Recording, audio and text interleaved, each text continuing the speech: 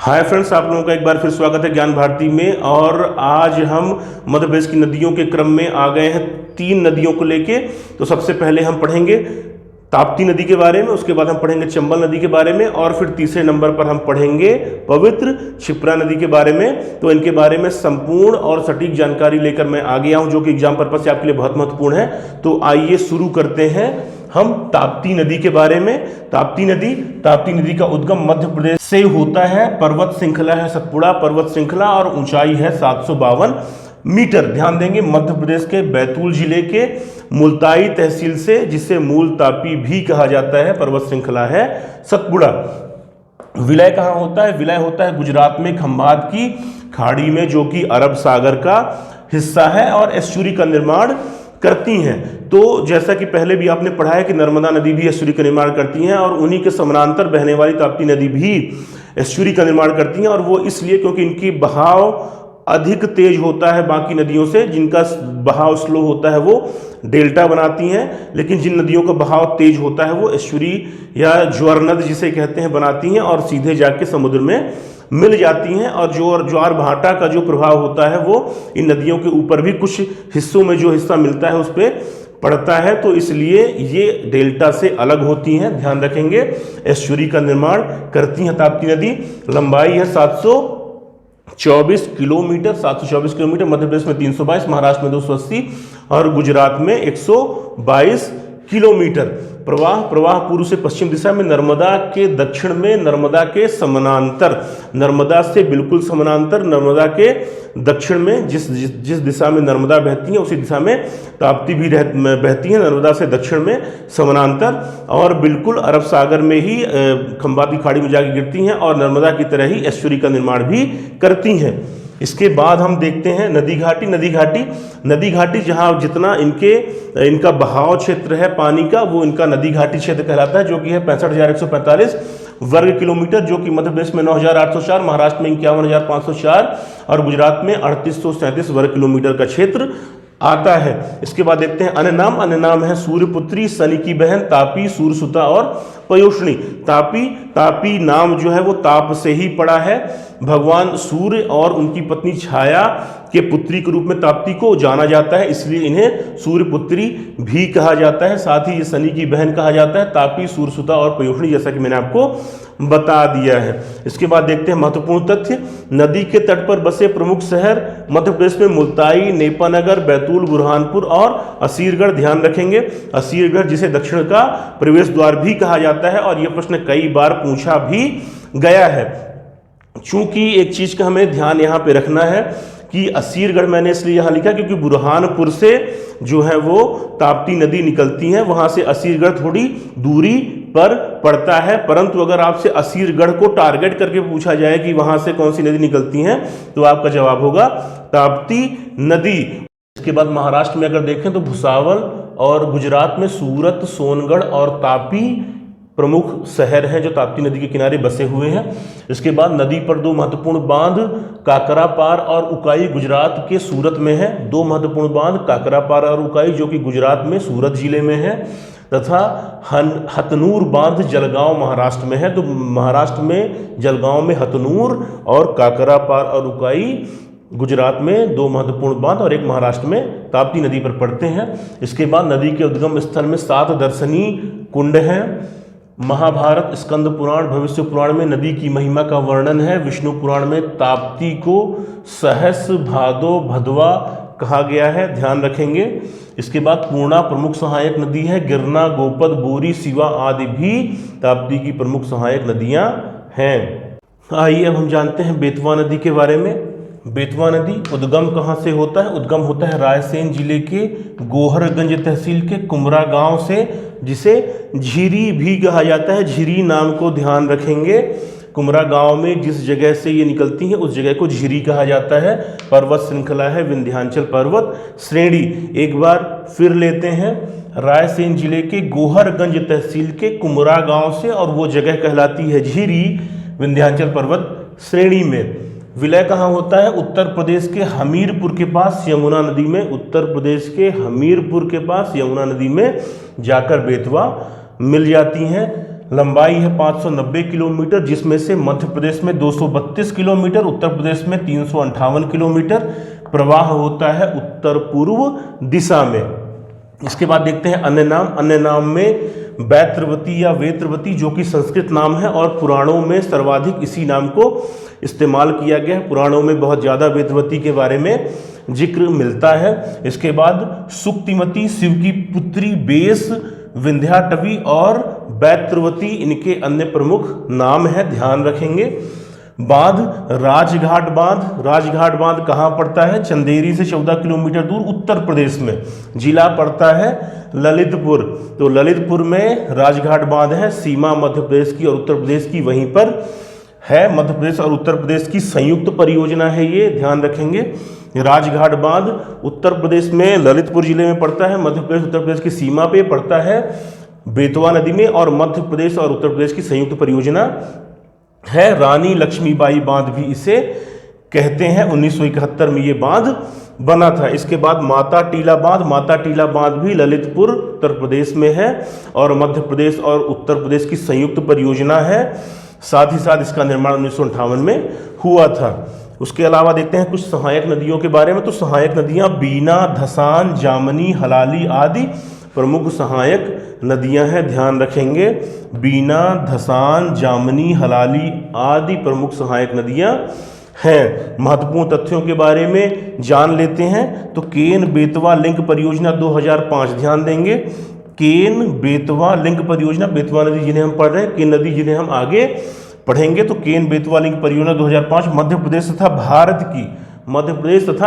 भारत की प्रथम नदी जोड़ो परियोजना है। यह परियोजना पन्ना टाइगर रिजर्व को प्रभावित करेगी। तो ध्यान रखेंगे बेतवा नदी के महत्वपूर्ण तथ्य के बारे में कि बेतवा केन लिंक परियोजना 2005 में शुरू हुई थी और पन्ना टाइगर रिजर्व होकर यह निकलेगी, उसे प्रभावित करेगी। इसके बाद आगे देखते हैं। बेतवा की सहायक नदी हलाली पर हलाली बांध निर्मित है, जिसे सम्राट अशोक सागर बांध भी कहा जाता है, ध्यान देंगे। सम्राट अशोक सागर बांध यानी हलाली बांध, जो कि बेतवा की सहायक नदी हलाली पर निर्मित है। बेतवा के किनारे विदिशा, सांची, गुना, अशोकनगर और ओरछा जैसे महत्वपूर्ण नगर, जो कि ऐतिहासिक दृष्टि से बहुत महत्वपूर्ण है, बसे हुए हैं। ओरछा किस नदी के किनारे बसा हुआ है, ये सवाल कई बार पूछा जा चुका है। ये जिले जो हैं वो सारे ऐतिहासिक दृष्टि से महत्वपूर्ण है, इसलिए इसमें से किसी को भी पूछा जा सकता है। प्रदूषण के आधार पर बेतवा को मध्य प्रदेश की गंगा कहा जाता है। प्रदूषण के आधार पर मध्य प्रदेश की गंगा बेतवा का आइसलैंड देवगढ़ को कहा जाता है, ध्यान रखेंगे। देवगढ़ जिसे बेतवा का आइसलैंड कहा जाता है। बेतवा को बुंदेलखंड की जीवन रेखा कहा जाता है। भालकुंड जलप्रपात बेतवा की सहायक नदी बीना पर बना है। भालकुंड जलप्रपात बेतवा की सहायक नदी बीना पर 38 मीटर ऊंचा जलप्रपात है, जो कि सहायक नदी है बेतवा की, बीना उस पर बना हुआ है। साथ ही कंचन घाट, जहां वीर सिंह बुंदेला की छतरी है, बेतवा के किनारे है। तो वीर सिंह बुंदेला जो कि ओरछा साम्राज्य के महान शासक थे, उनकी जो छतरी है, 3 मंजिला छतरी है, वो कंचन घाट पे है, जो कि बेतवा नदी के किनारे पड़ता है। जानते हैं पवित्र नदी छिप्रा के बारे में। छिप्रा उद्गम इंदौर के पास विंध्याचल पर्वत श्रृंखला के काकरी बर्डी पहाड़ी के मुडवा गांव में स्थित बड़ेश्वर कुंड से। बहुत महत्वपूर्ण जानकारी निकाल के लाया हूँ। किसी भी किताब में आपको इतनी डिटेल में उद्गम नहीं मिलेगा, ध्यान देंगे। इंदौर के पास, कई जगह महू के पास आपको लिखा मिलेगा। विंध्याचल पर्वत श्रृंखला पड़ती है के काकरी बर्डी पहाड़ी, जो हिस्सा है वो काकरी बर्डी पहाड़ी कहलाता है, के मुड़वा गांव में स्थित बड़ेश्वर कुंड, यानी बड़ेश्वर कुंड से पवित्र नदी छिप्रा का उद्गम होता है। और विलय कहाँ होता है? हर जगह, हर किताब में आपको गलत जानकारी मिलेगी। हर जगह लिखा है मंदसौर में विलय होता है चंबल नदी में, जबकि वो गलत है। विलय होता है रतलाम जिले के अलोट तहसील, जो अलोट तहसील है वो रतलाम जिले में पड़ती है, के सिपावरा गांव, जो गांव है वो सिपावरा है। और आप गूगल में सर्च करके देखिए, जहां पर चंबल में छिप्रा मिलती हैं वहां पे एक छोटा सा गांव बसा हुआ है जिसे इस्माइलगंज कहते हैं, और वो इस्माइलगंज जो है वो पड़ता है रतलाम जिले में, ना कि मंदसौर में। तो हर किताब में गलत जानकारी लिखी हुई है, जिससे हमें सुधार लेना है। विलय होता है रतलाम जिले के अलोट तहसील के सिपावरा गांव, जिसे इस्लामगंज कहते हैं, में चंबल नदी में। लंबाई है 196 किलोमीटर, कई जगह 195 लिखा है, लेकिन जो गूगल मैपिंग है उसके हिसाब से 196 किलोमीटर लंबाई क्षिप्रा नदी की है। इसके बाद देखते हैं अन्य नाम। अन्य नाम इनके बहुत सारे हैं, जिसमें से कुछ कॉमन नाम जो मुझे बहुत सारे आर्टिकल्स में मिले हैं उन्हें मैं फिल्टर करके लाया हूं, जिसमें से पूर्ण सलिला, पापहारिणी, मोक्षदायिनी, अवंती, अमृत संभवा, ज्वरहनी, कनक श्रृंगा, प्रलोक्य, सोमवती और मालवा की गंगा, जिसमें से महत्वपूर्ण है मालवा की गंगा, जो कि कई बार पूछा भी गया है कि मालवा की गंगा किसे कहते हैं। तो मालवा की गंगा कहते हैं पवित्र क्षिप्रा नदी को। आइए जानते हैं आप कुछ महत्वपूर्ण तथ्यों के बारे में। तो पुराणों में कहा गया है कि क्षिप्रा परियात्र पहाड़ से निकलती हैं। तो परियात्र पहाड़ विंध्याचल पर्वत का वही हिस्सा है जो कि पश्चिमी मध्य प्रदेश में पड़ता है, तो उसे परियात्र के नाम से जाना जाता है, वहीं क्षिप्रा नदी निकलती हैं। इसके बाद स्कंद पुराण में क्षिप्रा की उत्पत्ति भगवान विष्णु के वराह अवतार के उदर से मानी गई है। ध्यान देंगे, स्कंद पुराण में क्षिप्रा की उत्पत्ति भगवान विष्णु के वराह अवतार के उदर से मानी गई है। वहीं स्कंद पुराण में ही क्षिप्रा की उत्पत्ति भगवान शिव के कमंडल से मानी जाती है। प्राचीन और पवित्र उज्जैन शहर, उज्जैन जिला जो है वो क्षिप्रा नदी के किनारे स्थित है, जहाँ पर विश्व प्रसिद्ध महाकालेश्वर का मंदिर है। जैसा कि मैंने लिखा हुआ है, क्षिप्रा नदी के किनारे उज्जैन शहर स्थित है, जहाँ पर विश्व प्रसिद्ध महाकालेश्वर जी का मंदिर है, शंकर जी का मंदिर है। महाकालेश्वर 12 ज्योतिर्लिंगों में से एक महाकालेश्वर जो है वो उज्जैन में क्षिप्रा नदी के किनारे है। आगे देखते हैं, उज्जैन में क्षिप्रा के तट पर प्रत्येक 12 वर्षों में महाकुंभ का आयोजन होता है। प्रसिद्ध रामघाट यहीं पर है। रामघाट प्रसिद्ध और अति प्राचीन सबसे पॉपुलर घाट क्षिप्रा का रामघाट यहीं पर है। और सिंहस्थ सिंहस्थ जो है, जो महाकुंभ का आयोजन होता है, जिसे सिंहस्थ के नाम से जाना जाता है, 2016 में सिंहस्थ 2016 का आयोजन हुआ था। अब 12 वर्षों बाद होगा, यानी 2028 में फिर से महाकुंभ का आयोजन क्षिप्रा नदी के तट पर होगा। इस चीज़ को हमें ध्यान रखना है। मध्य प्रदेश में एकमात्र जगह है जहाँ पर महाकुंभ का आयोजन होता है, वह है उज्जैन क्षिप्रा का तट। इसके बाद नर्मदा क्षिप्रा सिंहस्थ लिंग परियोजना 2012 में शुरू तथा 2015 में पूर्ण हुई। क्षिप्रा को सदा नीरा बनाए रखने के लिए पाइप के माध्यम से नर्मदा का पानी क्षिप्रा में छोड़ा जाता है। क्षिप्रा नदी के किनारे हर 12 वर्षों में महाकुंभ का आयोजन होता है। महाकालेश्वर का मंदिर क्षिप्रा नदी के किनारे है और प्राचीन उज्जैन नगरी क्षिप्रा नदी के किनारे है। तो क्षिप्रा का बहुत अधिक धार्मिक महत्व है। क्षिप्रा चूंकि सूखने लगी थी, इसलिए क्षिप्रा के बहाव को बनाए रखने के लिए नर्मदा नदी और क्षिप्रा नदी के बीच एक पाइप लाइन डाली गई और उस पाइप लाइन से विद्युत मोटर के जरिए पानी की सप्लाई होती है, जिससे क्षिप्रा में सदैव बहाव बना रहे।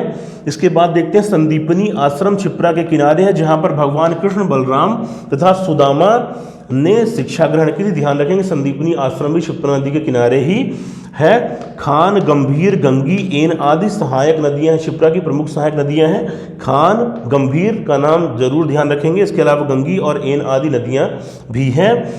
कलियादेह पैलेस उज्जैन में क्षिप्रा के तट पर स्थित है। तो कलियादेह पैलेस जो कि एक प्रसिद्ध जगह है उज्जैन की, क्षिप्रा के तट पर स्थित है, जिसका संबंध मालवा के सुल्तानों और मांडू के सुल्तानों से रहा है, भी क्षिप्रा नदी के तट पर है।